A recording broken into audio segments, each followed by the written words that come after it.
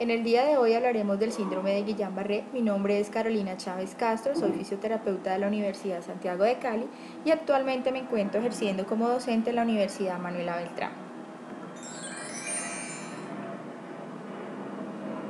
Para hablar del síndrome de Guillain-Barré, entonces tendríamos que hablar de la historia del síndrome de Guillain-Barré y que data desde los inicios del siglo XIX, donde se recogen en la literatura médica informes sobre cuadros de entumecimiento con debilidad que evolucionaban por un periodo del síndrome de Guillain-Barré. En esa época se le atribuía al francés Jean-Baptiste Octave Landry este descubrimiento de esta enfermedad.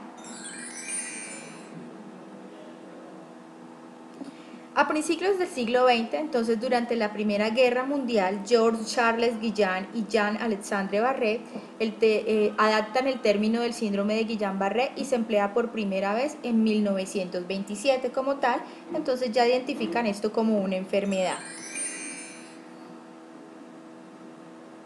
La definición como tal del Guillain-Barré es que es una polirradiculopatía inflamatoria aguda o síndrome de Guillain-Barré como se conoce comúnmente. Es una enfermedad autoinmune asociada a la mayoría de los casos por una infección viral o una infección bacteriana. La presentación clínica habitual de este síndrome se caracteriza por una debilidad simétrica de más de una extremidad que rápidamente va progresando de comienzo de distal y avance ascendente, a veces llegando a afectar la musculatura respiratoria, así como los nervios craneales motores, y cursa por una pérdida de reflejos osteotendinosos y con signos sensitivos leves o ausentes. La epidemiología de esta enfermedad pues no es común su aparición, ataca a una persona de cada 100.000. El síndrome puede presentarse a cualquier edad, pero es más común en personas entre las edades de los 30 a los 50 años. Este trastorno puede aparecer en el curso de varias horas o varios días o puede requerir hasta 3 a 4 semanas. Está comúnmente asociado a procesos infecciosos, aunque hay pocos trabajos concluyentes de estas hipótesis. La mayoría de las personas llegan a la etapa de mayor debilidad dentro de las 2 primeras semanas de la aparición de los síntomas y para la tercera semana de la enfermedad un 90% de los pacientes está en su mayor punto de debilidad. La recurrencia es de extrema rareza y la muerte puede ocurrir en alrededor del 4% de estos pacientes. También en la etiología tenemos que hay pocas ideas claras respecto a la etiología como tal de esta enfermedad.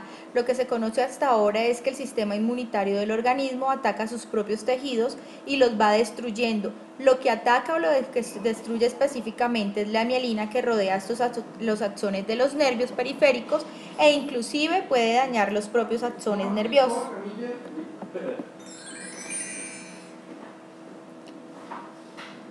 Cuando esto ocurre, los nervios son incapaces de transmitir señales con eficiencia, por ello los músculos comienzan a perder su capacidad de responder a las señales nerviosas, las cuales deberían transportarse a través de la red nerviosa. El cerebro también recibe menos señales sensoriales del resto del cuerpo. Esto produce una incapacidad de sentir las texturas, el calor, el dolor y otras sensaciones que trae como consecuencias la recepción de señales inapropiadas que producen cosquilleo de la piel o sensaciones dolorosas.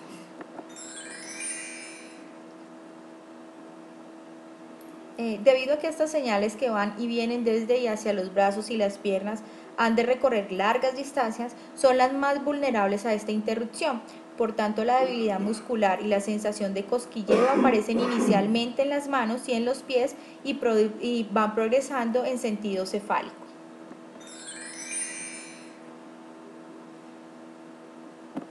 Esta enfermedad de Guillain-Barré es la principal causa de parálisis flácida adquirida o de cuadriplegia.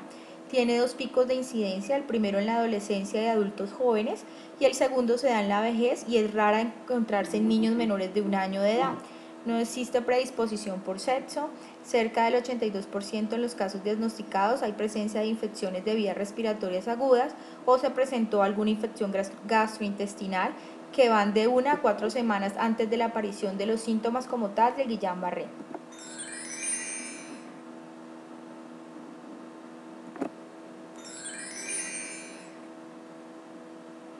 El diagnóstico médico pues puede ser difícil diagnosticar el síndrome de Guillain-Barré en sus primeras etapas, puesto que varios trastornos tienen síntomas similares. Se deben observar si los síntomas son simétricos, si la velocidad con la que aparecen los síntomas es de forma rápida o es lenta. En otros trastornos la debilidad muscular puede progresar a lo largo de meses en vez de días o semanas, como realmente se da en el Guillain-Barré. Los reflejos, especialmente el rotuliano, usualmente desaparece debido a que las señales que viajan a través de los nervios son más lentas. La prueba de velocidad de la conducción nerviosa puede ayudar al médico en el diagnóstico del Guillain-Barré. Se deben analizar el líquido cefalorraquídeo, puesto que este va a poseer un contenido proteico muy superior al normal.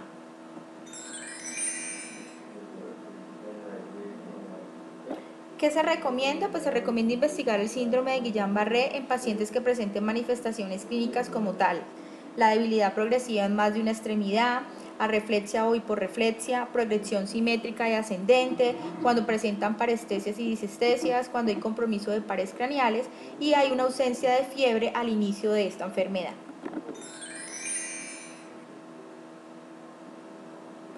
Los rangos clínicos por orden de importancia, entonces tenemos en primer lugar la progresión de la debilidad.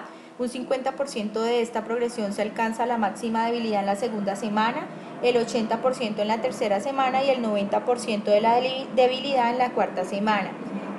En segunda instancia está la afectación relativamente simétrica. Puede haber alguna diferencia entre ambos lados, pero no muy relevante. En el tercer punto hay síntomas y signos sensitivos leves. Cuarto punto, afectación de nervios craneales, va a haber debilidad facial en el 50% de los casos, y el 12º y el 9º nervio craneal van a estar también afectados, como el oculomotor también.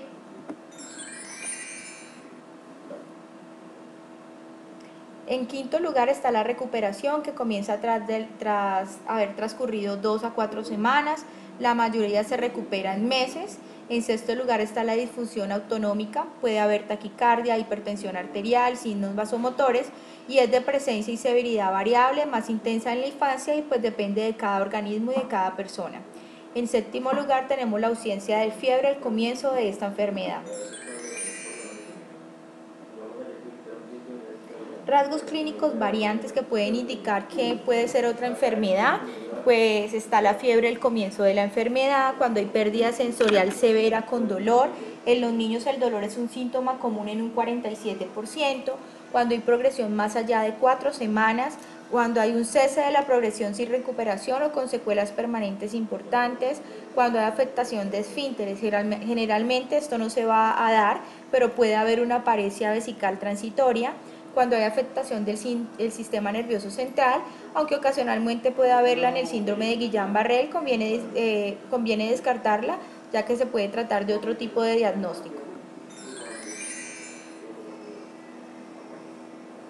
La clasificación clínica como tal del síndrome del Guillain-Barré: se encuentra el síndrome de Guillain-Barré agudo o desmielinizante.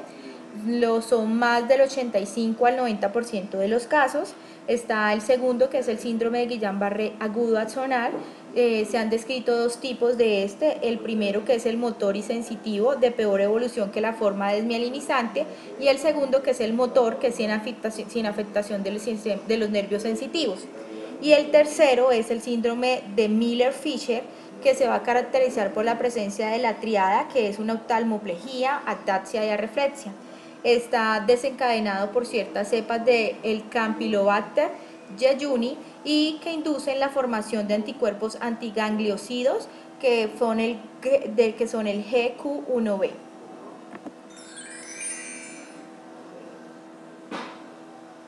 Los niveles de gravedad del síndrome de Guillain-Barré: entonces, según la clasificación de Hughes modificada para la clasificación de la enfermedad, está el grado 1, que son signos y síntomas menores.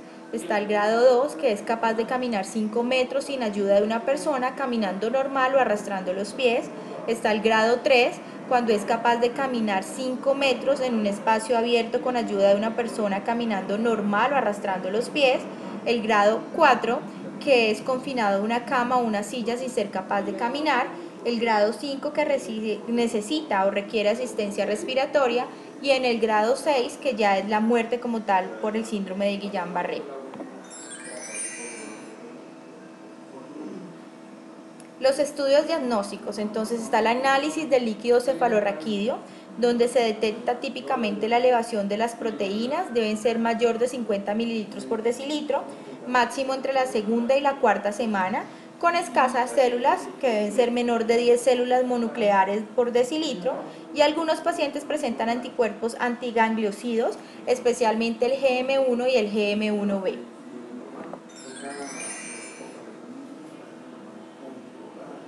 Los estudios electrofisiológicos entonces son los exámenes más sensibles y específicos para el diagnóstico del Guillain-Barré.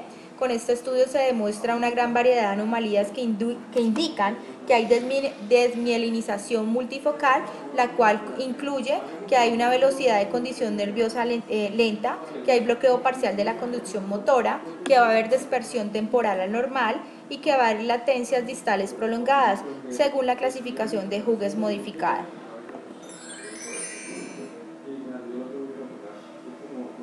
En cuanto a la evaluación fisioterapéutica, entonces va a estar en el dominio cardiovascular pulmonar, que vamos a verificar cómo está la respiración, la ventilación e intercambio gaseoso del paciente, cómo se encuentra la circulación, cómo está la capacidad aeróbica y de resistencia y la mecánica ventilatoria. En el dominio musculoesquelético, entonces vamos a mirar los rangos de movilidad, incluyendo la flexibilidad, el desempeño muscular y la función motora.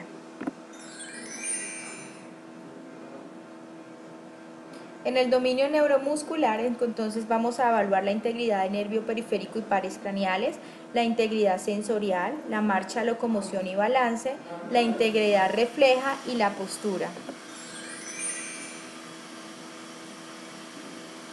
En el dominio intergumentario, entonces se deben verificar cómo están las propiedades tróficas y mecánicas de la piel. Las fases del síndrome de Guillain-Barré, entonces hay unas fases. La primera es la fase de latencia, que su duración se ha establecido entre 1 y 3 semanas en el 60% de los casos y hasta en 4 semanas en casos relacionados con eventos quirúrgicos. La fase de extensión, que es la que aparecen los primeros síntomas en forma de parestesias distales que avanzan hacia la raíz de los miembros, van a haber algias diversas y finalmente parálisis. La progresión puede no ser regular con picos de agravación de pocas horas y puede durar de 2 días hasta varias semanas, siendo la media de unos 12 días. La fase de estabilización, entonces ya no progresan estas lesiones, en el territorio afectado queda abolidos los reflejos osteotendinosos, las parestesias predominan en los miembros, la magnitud de la afectación motriz es muy variable, pero siempre bilateral y simétrica. En los casos más severos suelen aparecer afectados los pares craneales y tiene una duración variable de algunos días hasta algunas semanas. Y la fase de recuperación, que se inicia la regresión de los trastornos de una forma espontánea y puede prolongarse de 3 a 6 meses en los casos más leves, aunque la más frecuente es de 1 a 2 años. Bueno, con esto finalizamos nuestra presentación del Guillain-Barré. Espero les haya quedado clara la información. Feliz tarde.